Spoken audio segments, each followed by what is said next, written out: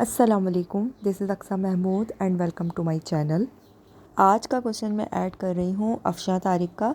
उन्होंने मुझसे पूछा है कि मेरा बेटा बिल्कुल नहीं सोता, रोता रहता है, मालिश भी कर दी, पेट भी भर गया पर पता नहीं क्या बात है, डॉक्टर को भी दिखाया, कोई टिप है तो प्लीज़ बता दें। अच्छा देखें अफशा, और अफशा जैसी वो सारी मदर्स जिनके साथ ये प्रॉब्लम है और जो ये प्रॉब्लम फेस कर रही हैं, तो ये ना बच्चे इस तरह से करते हैं और मेरे बच्चे भी इस तरह से उन्होंने किया है।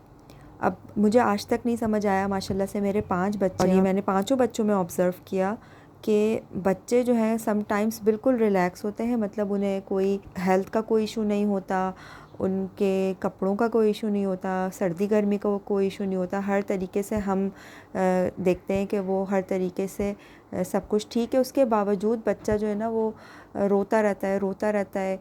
हमें समझ नहीं आता इसके दर्द हो रहा है या इसको भूख लग रही है, सब कुछ करके देख लेते हैं तो हाँ वाकई में ऐसा होता है।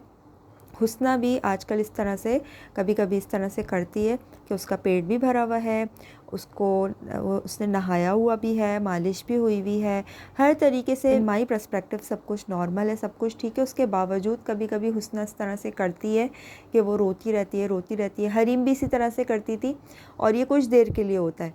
तो मैंने इस पे ना रिसर्च की तो मुझे पता चला, एक नई टर्म का मुझे पता चला जिससे पहले मुझे नहीं पता था। And I am pretty sure कि आप में से भी काफ़ी सारी ख़वातीन को मेरे बताने के बाद ही ये चीज़ पता चलेगी।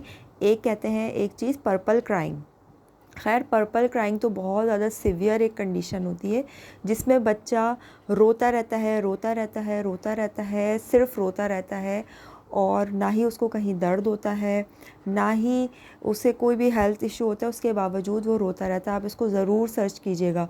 मुझे भी इस बारे में नहीं पता था कि पर्पल क्राइंग क्या होता है। और पर्पल क्राइंग वाले जो बच्चे होते हैं उनकी माँ आफ्टर या मतलब न्यू बॉर्न से लेके आई थिंक 6 वीक तक वो इसी तरह से करता है। और उसकी माँ जो है, उनके रिव्यूज़ जब मैंने उन माँओं के रिव्यूज़ पढ़े तो उन्होंने कहा कि हम बिल्कुल साइको हो चुके हैं, या जिस तरह से हमारा बच्चा रोता था हमें लगता था कहीं दर्द है, तो उसकी वजह से हम हर वक्त परेशान रहते थे।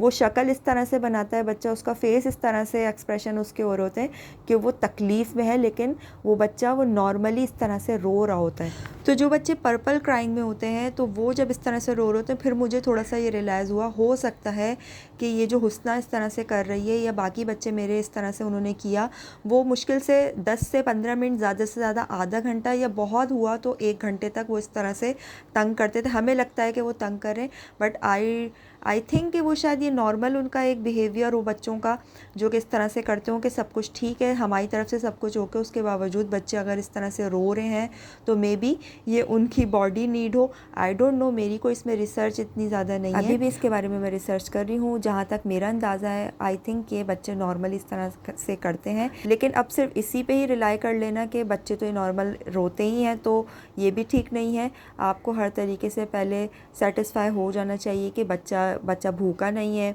या बच्चे को कोई वाकई में दर्द तो नहीं है, या बच्चे को कोई किसी कपड़े वगैरह से कोई इरिटेशन तो नहीं है, या बच्चे को गर्मी या सर्दी तो नहीं लग रही। ये सब कुछ अच्छी तरह से सेटिस्फाई आप इससे हो जाएं। उसके बाद भी अगर बच्चा रो रहा है तो फिर वाकई में ऐसा लगता है हम बिल्कुल बेबस हैं, अब हम कुछ नहीं कर सकते। तो मैं उस सेशन में ये करती हूँ कि हुस्ना को लेकर सिर्फ टहल लगाना शुरू कर देती हूँ। तो जैसे जैसे मैं गैलरी में, जैसे मतलब उसका थोड़ा सा माहौल चेंज कर दिया, उसका जो टेम्परेचर है वो थोड़ा सा चेंज कर दिया, तो रूम की निस्बत गैलरी में थोड़ा सा टेम्परेचर डाउन होता है, तो मे बी वो उससे थोड़ा सा खुश हो जाती है। तो मैं इस तरह से करती हूँ कि अगर मैं उसको लेके बैठी हुई हूँ तो खड़ी हो जाती हूँ, खड़ी हुई हूँ तो चलने लग जाती हूँ, रूम में होती हूँ तो गैलरी में चली जाती हूँ। तो मैं सिर्फ इतना सा चेंज करती हूँ और हुस्ना चुप हो जाती है। अच्छा, जैसे ही मैं अपनी फ़र्स्ट पोजीशन पे वापस आती हूँ कि अगर मैं उसको दोबारा से, अब वो चुप हो गई, अब मैं उसको लेके दोबारा बैठ जाऊँ, तो वो फिर से रोना स्टार्ट कर देती है। इट मीन्स कि उसे दर्द नहीं हो रहा कहीं पे, मैं सिर्फ उसे लेके टहल रही हूँ। इसका मतलब ये है कि टहलने में उसको अच्छा फील हो रहा है, मतलब वो शी वांट्स चेंज। तो मे बी बच्चे बच्चे जो है वो थोड़ा सा चेंज चाह रहे होते हैं, इसकी वजह से शायद रो रहे होते हैं। तो मैं जैसे ही उसकी पोजीशन चेंज करती हूँ, उसका इन्वायरमेंट चेंज करती हूँ, वो बिल्कुल ठीक हो जाती है। और समटाइम्स मुझे आधे आधे घंटे तक उसको लेके वॉक करनी पड़ती है और वो बिल्कुल सेट रहती है।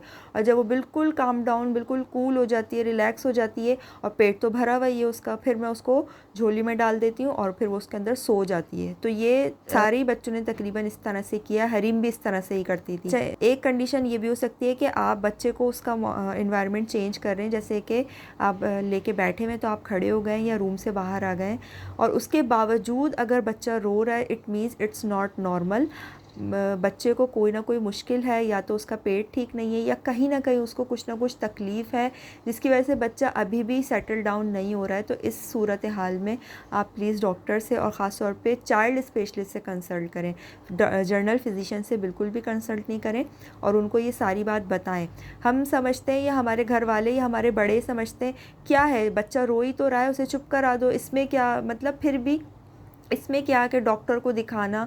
लेकिन मेरे ख़्याल में माँ से बेहतर कोई नहीं जानता बच्चे को, और माँ ही को बच्चे को सर्व करना होता है, और माँ ही सबसे ज़्यादा थकती है, माँ को ही सबसे ज़्यादा कंसर्न होता है।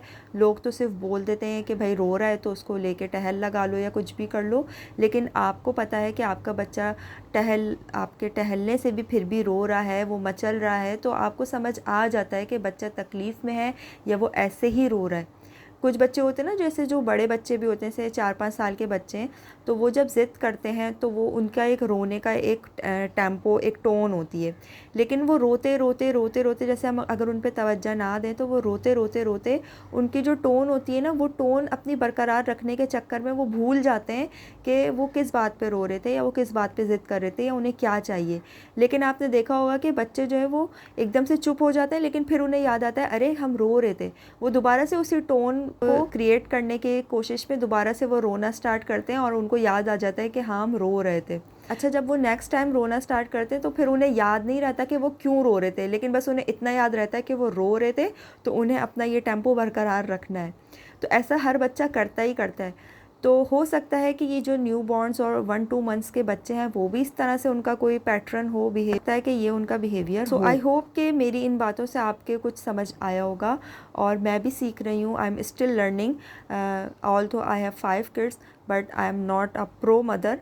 मैं भी बहुत सारी चीज़ें सीख रही हूँ, मैं भी बहुत सारी गलतियाँ करती हूँ, फिर उनका आंसर ढूंढती हूँ, फिर दूसरी जो आप लोग सब मदर्स हैं उनके क्वेश्चन के आंसर तलाश करती हूँ, अपना एक्सपीरियंस मिला के जो मुझे सजेशन समझ में आती है फिर वो मैं आप लोग के साथ शेयर करती हूँ। It work sometimes, it doesn't work, it's normal. और बस इतना कहूँगी कि parenting is all about patience. आपको सब्र के साथ हर चीज़ को लेके चलना होता है, देन ही आप एक अच्छी माँ कहलाएंगी। लोगों की फ़िक्र करना छोड़ दें, आप सिर्फ वही समझें, वही देखें जो आपके बच्चे की नीड है, जो आपका बच्चा चाह रहा है। कुछ माएँ क्या करती हैं, ज़बरदस्ती बच्चे को खिलाने की कोशिश करती रहती हैं, बच्चे के पीछे खाना लेके भागती रहती हैं, हालांकि बच्चा खाना नहीं चाहता या बच्चे को भूख नहीं लग रही होती है, बट वो लोगों के कहने पे कि इसने तो अभी तक खाना नहीं खाया, इसने तो सुबह का खाया हुआ है, इसको तो भूख ही नहीं लगती है। तो ये सब लोगों के कहने पे बच्चे को फोर्स नहीं करें। बच्चे का जब दिल चाहेगा खाने का, वो ज़रूर आपको बोलेगा कि मम्मा मुझे भूख लग रही है या मम्मा मुझे खाना दें, तो तब आप उस बच्चे को दें। और लोगों की बातों की ज़्यादा परवाह ना करें, अपने बच्चे पे फोकस करें। आपके बच्चे की क्या नीड है, आपका बच्चा क्या चाहता है, आप उसको समझने की कोशिश करें। लोगों को समझाने की कोशिश मत करें कि मेरा बच्चा क्यों नहीं खा रहा है या मेरा बच्चा क्यों नहीं सो रहा है या whatever. Okay, so I hope you like this video. Keep asking, I will definitely answer your question. See you in the next video. Till that time, take care, be healthy, be strong.